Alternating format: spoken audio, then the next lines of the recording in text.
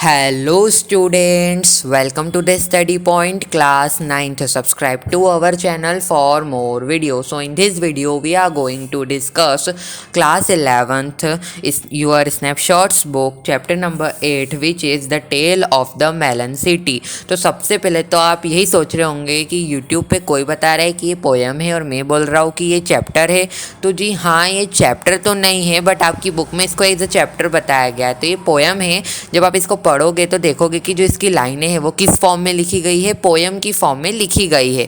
ठीक है, तो अब हम शुरू करते हैं इस चैप्टर को। बिल्कुल हिंदी एक्सप्लेनेशन में आपको बहुत ही अच्छे से स्टोरी बताऊंगा ताकि ये पूरी चैप्टर की स्टोरी आपके पूरे माइंड में हमेशा फिट हो जाए, कि आप इतने अच्छे से फिट हो जाए कि आप दूसरे को भी सुना सको। सो शुरू करते हैं चैप्टर को, पोएम को स्टार्ट करते हैं। The tale of the melon city. इसके राइटर कौन है या पोएट कौन है? विक्रम सेठ है। तो पोएम के बारे में, पोएट के बारे में आपको इन्फॉर्मेशन जानने की ज़रूरत यहाँ पे नहीं है, क्योंकि कोई पूछता नहीं है। बस पोएट या राइटर का नाम आप यहाँ पे ध्यान कर लेना, विच इज़ विक्रम सेठ। तो शुरू करते हैं चैप्टर को। चैप्टर का नाम है the tale of the melon city. तो द टेल का मतलब क्या होता है? आप सभी को मालूम ही, बताना, किसी स्टोरी को बताना। बट यहाँ पे उस स्टोरी को बताना तो है ही सही, बट इसके साथ में ये भी है कि इमेजिनरी कहानी। तो यहाँ पे जो मैं चैप्टर में आपको स्टोरी सुनाऊंगा वो एक इमेजिनरी कहानी है, only for your entertainment. Okay, आपका पूरा ऐसे मूड फ्रेश हो जाएगा। The tale of the melon city.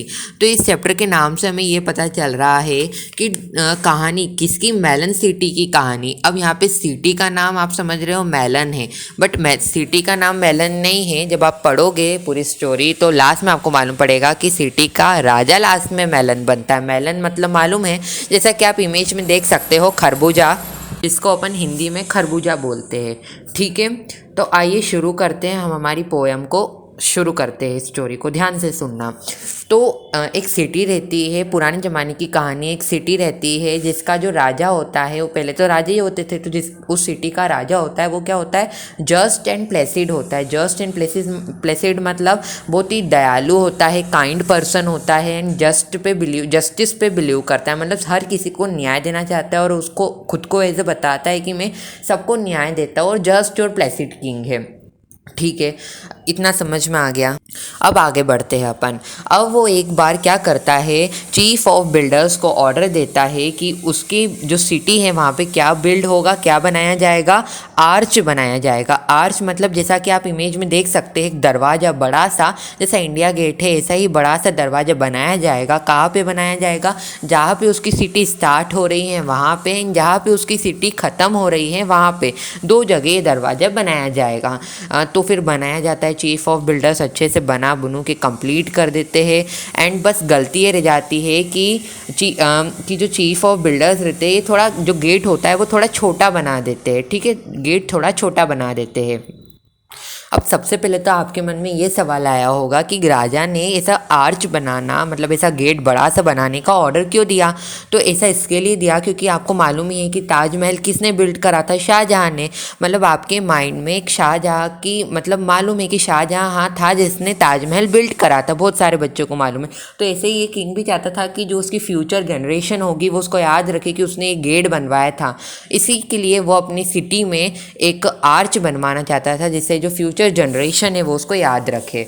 ठीक है, तो बनाया गया, जैसा कि मैंने आपको बताया कि जो आर्च है वो थोड़ा छोटा बनाया गया, जिसके कारण क्या हुआ कि एक दिन जो राजा है वो उस एंट्री गेट से, उस आर्च से निकल रहा था, तो उसकी जो हेड पे जो मुकुट होता है राजा का, वो क्या हुआ, गिर गया। क्योंकि जो आर्च थी वो थोड़ी छोटी साइज की बन गई थी, तो जो उसका मुकुट रहता है राजा का वो नीचे गिर गया। तो अब राजा को गुस्सा आ गया। ये तो उसने समझा कि ये तो मेरी डिसरिस्पेक्ट हो गई, मतलब ये तो मेरा अपमान हो गया। तो फिर उसने ये डिसाइड करा कि अब इसका जो दंड है किसी ना किसी को तो दिया ही जाएगा। तो उसने फिर दंड कैसे दिया? फांसी का फंदा तैयार करा।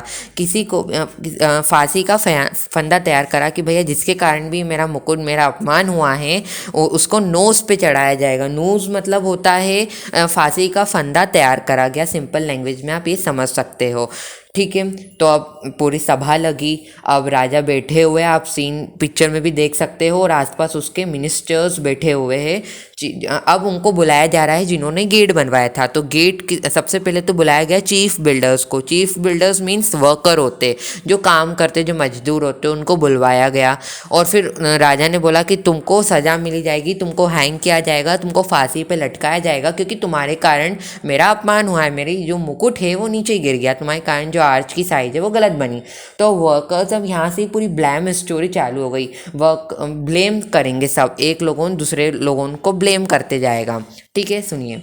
वर्कर्स जो है ब्लेम करते हैं मैसन्स को, बोलते हैं कि सुनिए राजा, हमारी गलती नहीं है, ये गलती हमने तो बिल्कुल सही बनाया है, गलती है मैसन्स की। मैसन्स कौन होता है? जो ब्रिक्स बनाते हैं, जो ब्रिक्स बनाने वाले होते हैं, उनको बुलाया जाता है कि ये गलती मैसन्स की। उन्होंने जो ब्रिक्स है, ब्रिक्स मतलब ईंटें जो है सही शेप की नहीं दी, सही साइज़ की नहीं दी, इसी के कारण जो आर्च है उसकी साइज़ गलत बनी।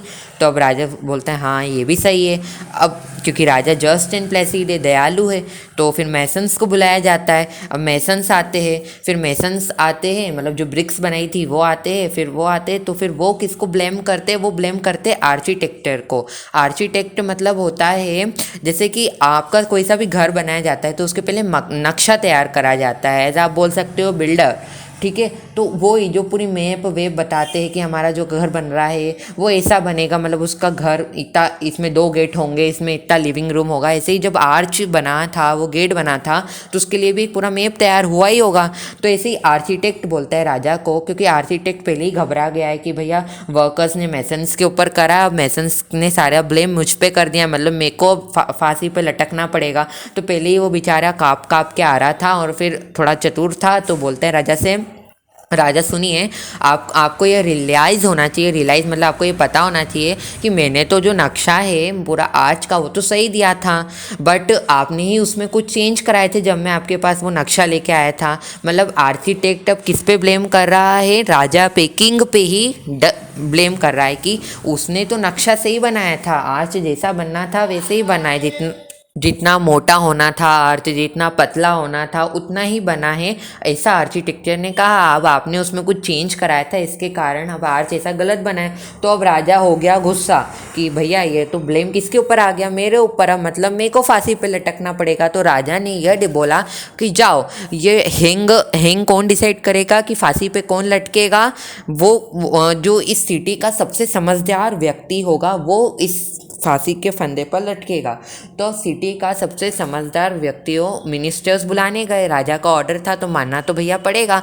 तो मिनिस्टर्स सिटी के सबसे समझदार व्यक्ति को बुलाने गए, सबसे विजडम, सबसे समझदार। तो अब जो मिनिस्टर्स वो किसको बुला के लाते हैं? ओल्ड पर्सन को बुला के लाते हैं। ओल्ड पर्सन वो इतना ओल्ड पर्सन है कि जिसकी मतलब ढंग से देख भी नहीं सकता, क्योंकि आपको मालूम है उम्र के साथ आंखें थोड़ी कमज़ोर हो ही जाती हैं ढंग से, फिजिकली भी थोड़ा डिसेबल है, चल भी ढंग से नहीं सकता। तो मतलब इतना समझदार व्यक्ति वो जो मिनिस्टर्स वो किसको समझ रहे हैं? वहाँ के लोग एक बूढ़े व्यक्ति को समझ रहे हैं, ओल्ड मैन को समझ रहे हैं। ठीक है, मतलब हमें यहाँ से ये भी पता चलता है कि जो ओल्ड मैन होता है वो हमेशा मतलब इतने समझदार नहीं होते, हर ओल्ड मैन इतना समझदार नहीं होते, यहाँ पे ये भी हमें पता चल रहा है। ठीक है, तो वो लाते हैं ओल्ड मैन को, फिर सभा में बुलाया जाता है राजा के सामने, और फिर राजा पूछते हैं कि आप बताइए कि किसको हम फांसी के फंदे पर लटकाएं। तो अब ओल्ड मैन बोलता है कि गलती ना आर्किटेक्चर की है, ना वर्कर की है, ना मेसन्स की है, ना आपकी है। तो फिर राजा देखता है फिर किसकी गलती है। तो जो ओल्ड मैन है, जो बूढ़ा इंसान है, वो बोलता है कि गलती इस आर्च की है, इस गेट की है, उसने आपका अपमान करा, तो इसी को ही फांसी के फंदे पे लटका दो। तो सब ऐसे देखने लग जाते, और कुछ जो वहाँ पे मतलब प्रजा खड़ी रहती वो तो हंसने भी लग जाती कि लो, मतलब इनको तो ढंग से मतलब इतना भी नहीं मालूम कि आर्च तो एक नॉन लिविंग थिंग है भैया, उस गेट को कैसे लटका दे हम फांसी के फंदे पे? वो तो एक नॉन लिविंग थिंग है। तो फिर राजा बोलता कि ले जाओ इनको ले जाओ, हम खुद ही डिसाइड कर लेंगे। तो फिर यह डिसाइड करता है राजा कि जिसका वो जो गला है मतलब पूरा हाइट वाइट उस ऐसा लगाया गया था, वो फांसी का फंदा आप देख सकते हैं इमेज में, इतना नीचे लगाया गया था। अब राजा ने यह डिसाइड करा कि जिसकी बॉडी इस हैंग में, इस फांसी के फंदे में अच्छे से फिट हो जाएगी, उसी को हैंग कर दिया जाएगा, क्योंकि किसी ना किसी को तो सज़ा मिलनी थी। राजा ने बोला किसी ना किसी को तो सज़ा मिलेगी, वो भी इमीडिएटली मतलब फटाफट से मिलेगी। तो यही डिसाइड हुआ भैया कि जिसकी बॉडी उसमें फिट हो जाएगी उसको सज़ा मिलेगी, क्योंकि राजा का डिसरिस्पेक्ट हुआ है, उनका मुकुट गिरा है। तो अब क्या होता, सब एक एक करके पूरे मतलब सिटी के मिनिस्टर्स सबको पुट करा जाता भैया कि कौन उस फांसी के फंदे में फिट हो रहा है। तो कोई भी फिट नहीं हो पाता। अल्टीमेटली जो राजा की साइज़ है वही उस फांसी के फंदे में फिट हो जाती, और फिर मिनिस्टर्स राजा को ही फांसी के फंदे में लटका देते। तो देख रहे हो मतलब पूरा ब्लेम पूरा राजा पे ही चल के आ गया, और मिनिस्टर्स ने राजा को ही मार दिया, उनकी सिटी के डेड कर दिया। अब क्यों? क्योंकि ऐसा नहीं मारा है, राजा का ही खुद का ऑर्डर था कि जिनकी बॉडी उस पर फिट हो जाए वो कर देना। तो अब सिटी के राजा तो कोई है नहीं। अब मत समझो कि स्टोरी ख़त्म हो गई, अभी थोड़ी सी बची है, ठीक है। अब सिटी का राजा तो मर गया, अब सिटी में कोई भी नहीं, सिटी का जो किंग है वो डेड हो गया। अब राजा कौन बने? मिनिस्टर्स ने डिसाइड करा कि अब राजा कौन बने। तो फिर मिनिस्टर डिसाइड करते हैं कि राजा हमारे सिटी का वो डिसाइड करेगा जो उस एंट्री गेट, जो उस आर्च से फर्स्ट पर्सन होगा, जो उस आर्च से पहला व्यक्ति निकलेगा, वही हमारी सिटी का राजा कौन होगा, तो वो हमारा राजा डिसाइड करेगा।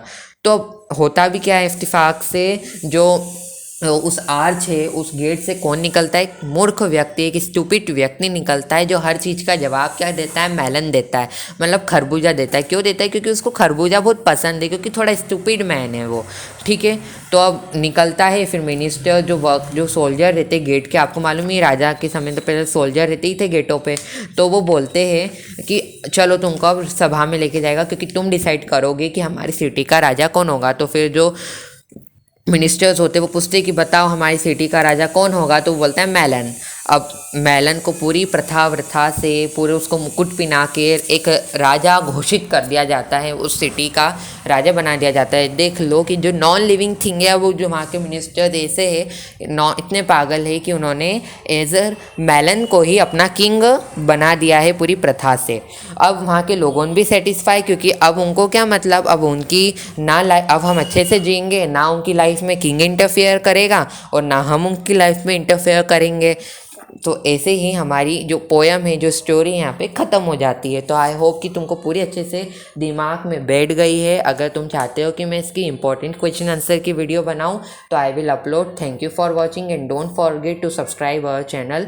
It motivates us for making videos. Thank you so much.